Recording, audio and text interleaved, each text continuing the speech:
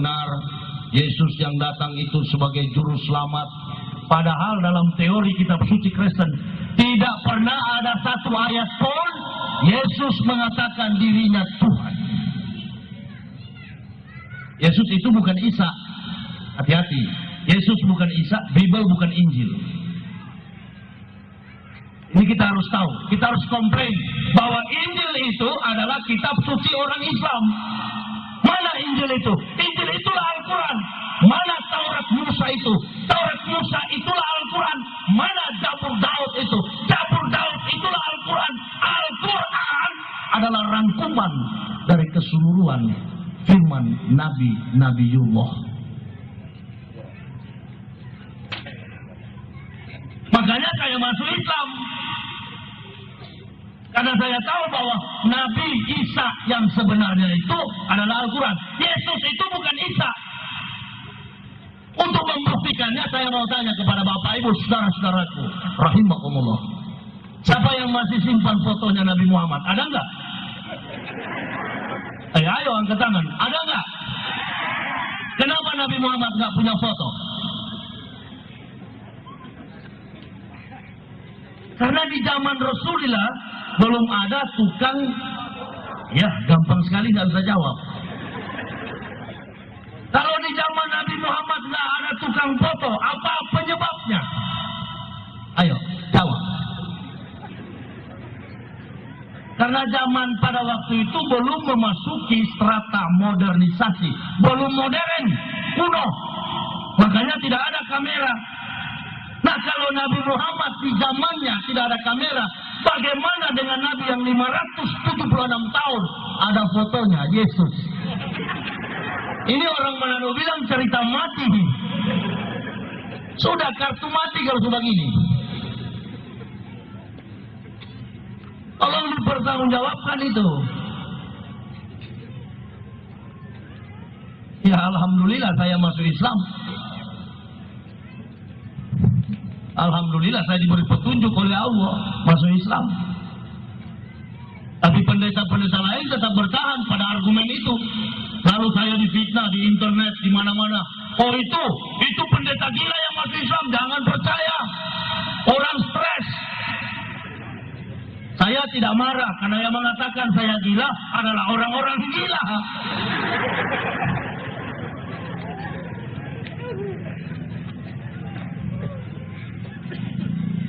Untuk membuktikan juga orang Kristen gila begini, panggil Muslim yang dari kecil memang sinting. Lalu panggil profesor doktor yang pendeta, lalu bertamu ke rumah pendeta. Tanya sama Muslim yang sinting, Bos, di mana Tuhan? Pasti Muslim yang sinting arahkan telunjuknya di atas. Betul atau tidak dalam konsep ajaran Islam, Allah Subhanahu wa Ta'ala Al-Ali di tempat yang maha tinggi. Karena di rumahnya pendeta, saudara tanya sama sang pendeta, Pak Pendeta, lah baik, mana Tuhan? Lalu dia bilang itu yang di dinding sana. Mari kita belajar filsafat, enak sekali filsafat ini. Itu yang di dinding sana. Yang mana? Yang sebelah kanan? Bukan. Yang sebelah kanan kita POP. Yang sebelah kiri? Bukan. Kita sebelah kiri kita POMA. Yang mana? Yang ada begini. Bukan main ini manusia dari mana mau disalib ini. Ini betul-betul Paulus punya pekerjaan dan Romawi akibat dendam, dengki, iri hati terhadap kehadiran Nabi terakhir penyempurna keseluruhan kitab Nabi-Nabiullah.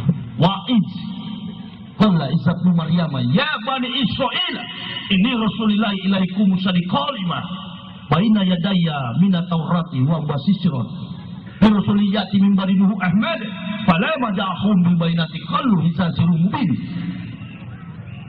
600 tahun belum datang Nabi Muhammad, Nabi Isa sudah menginformasikan, hai Bani Israel, aku Rasulullah datang di tengah-tengah kamu untuk menggenapkan kitab sebelumku, Taurat. Tetapi akan datang di tengah-tengah kamu Rasulullah, utusan yang terakhir. Bi Rasulil yati min bani Muhu Ahmad. Ahmad namanya, Nabi Muhammad. Ruhisa zirumbin. Tapi Yahudi berkata, inilah sihir yang nyata. Dan saya pernah belajar di Yahudi, di Semerot, di Israel, S2 saya, Introduction Old Testament. Saya pernah studi di Israel. Ternyata orang-orang Yahudi itu tahu Nabi Muhammad. Dan mereka katakan, kami tahu siapa Nabi Muhammad itu. Dan walaupun kami tahu, anak cucu kami tidak akan percaya terhadap Muhammad. Dari sini ini persoalan prinsip dan mendasar. Lalu Yahudi mempermainkan kitab perjanjian lama yang notabene 30%-nya dari Kejadian sampai Maliaki masih sama dengan Quran. 70% dongeng Yahudi. Yahudi yang merekayasa. Lalu perjanjian baru itulah yang dipalsukan, direkayasa secara spekulatif dengan permainan filsafat Paulus. 95% dongeng dan tahyul Paulus. Jadi nabi-nabi itu ditukar, sinyalemen nama nabi-nabi ditukar oleh Yahudi. Paulus inilah orang yang menuhankan Nabi Isa alaihissalam menjadi Yesus. Maka yang paling tepat agama Kristen itu bukan pengikut Isa. Nah, orang Islam banyak yang tertipu menganggap bahwa agama Nasrani itu adalah agama Kristen itu adalah Nasrani. Salah. Nasrani bukan Kristen. Bible bukan Injil. Isa bukan Yesus. Yahya bukan Yohanes. Moses bukan Musa. David bukan Daud. Jadi kita harus berusaha memisahkan.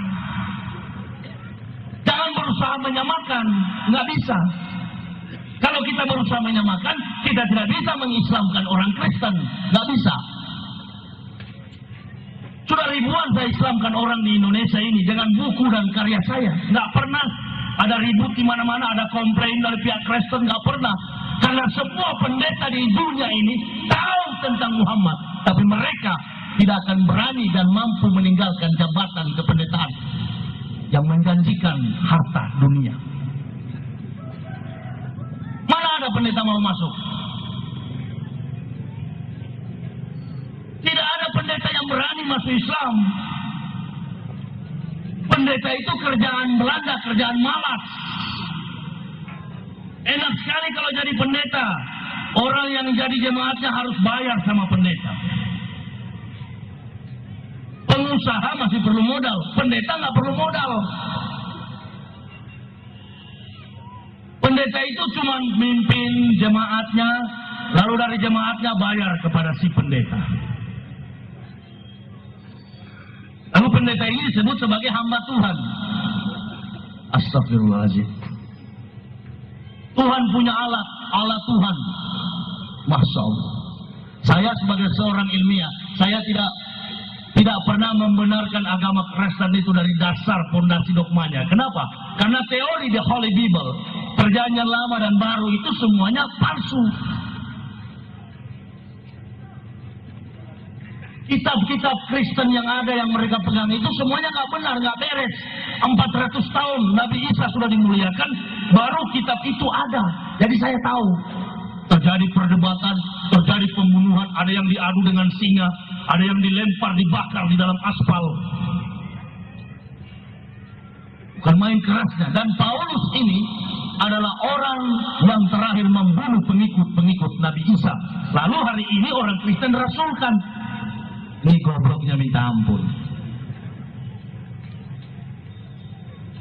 Lalu saudara katakan, kenapa orang Kristen nggak tahu? Orang Kristen nggak tahu kalau cuma jemaat. Bukannya banyak orang Kristen yang profesor, banyak yang pintar-pintar, betul. Banyak yang pintar, tetapi menafsirkan filsafat dan permainan Paulus itu perlu studi.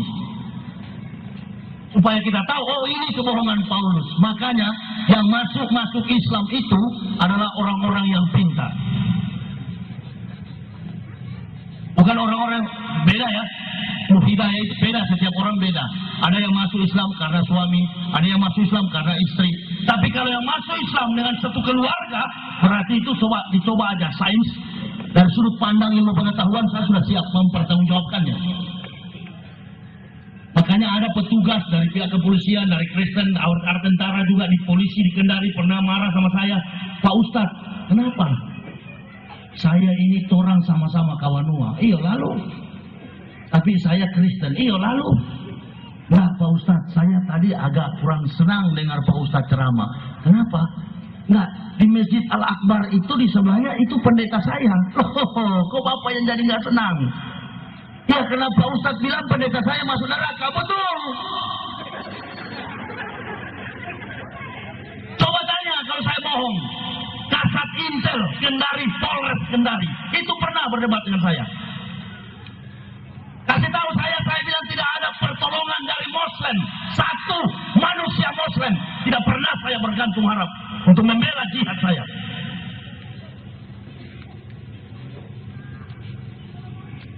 Keliling Indonesia tidak pernah ada pengawal, hanya dengan istri. Oleh Rasulullah Shallallahu Alaihi Wasallam, ini ustu birobbi warobbikum. Saya sebenarnya sudah bosan hidup di dunia. Lebih baik mati lebih cepat. Alhamdulillah. Karena Islamnya saya itu bukan Islam di otak, bukan di mulut. Islam saya ke lubuk nurani yang paling dalam. Makanya saya lihat orang-orang mencapai kedudukan dari caleg, menduduki jabatan presiden dengan ambisi dan egoistik saling menjelekkan. Masya Allah, kiamat sudah dekat. Hati-hati, hati-hati, jangan terbuai dengan rayuan dunia ini. Alamatul kubro. Hiburan saya siang malam hanya Al-Quran. Apa siapa yang mau sama takut? Jenderal 100 bintang tidak ada yang saya takuti.